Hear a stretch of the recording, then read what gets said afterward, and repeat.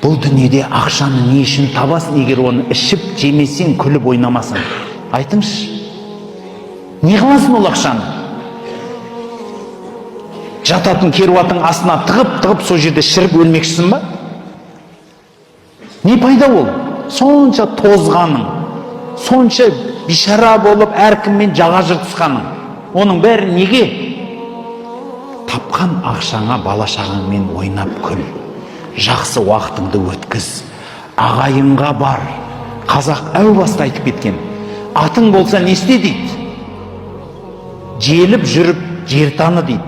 Асың болса ше, беріп жүріп ел таны дейді. Асың болса жеп жарылып өл демейді. Атың болса бір өзің міне бер, немесе қораға байлап қойып күніге қарап тұр демейді. Ел арала. Ат не үшін керек? Міну үшін керек. Қорада тұру үшін емес. Ас не үшін керек?